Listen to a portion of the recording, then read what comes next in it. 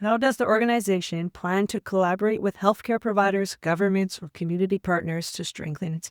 If you look at how the structure of the system is, it's about collaboration. So even like the oversight committee, right, when we're looking at it, there's the government and Seven Gens, and there's the finance and First Nations and industry and research and development, because industry needs to have that transition to sustainability. They need to be held accountable. They need the people that do the good stuff. So when we look at like, if we were going to look at healthcare and education, I haven't built oversight committees for that, but those would be a subcommittee to the committees, because initially, when we're looking at who's sitting at the table, we want young people to be there, and because it's their future too. So those are going to have just to oversee to make sure that the mission is being followed and that we're not losing track, because there has to be accountability. And if only one person's accountable, you can get corrupt and then end up corrupting something that's not supposed to be. But if you have people that are all sitting at the table that all have to agree, and then there's some accountability, because then they have to go back to those demographics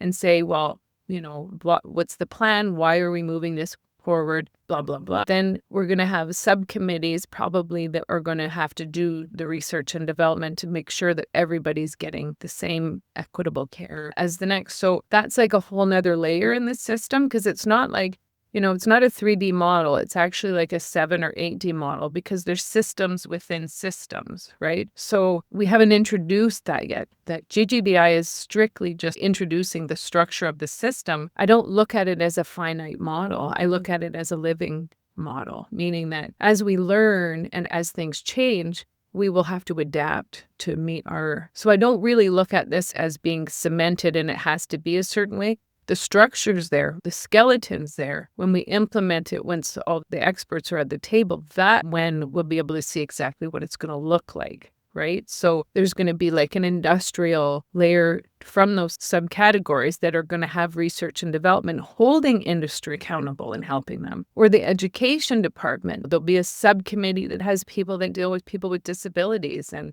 any of the shortcomings in the system, or where are we going, those people are going to be in the committee working on developing that. It's not going to be those experts sitting at the table. And if it's healthcare, then we need to have people that deal with, First Nation, healthcare, because we know there's so much that has to get changed there. I fought that system to get equal care and medication, and we only did that in 2020. So it wasn't that long ago. So, having the people at the table that are impacted by healthcare is what's going to be the change.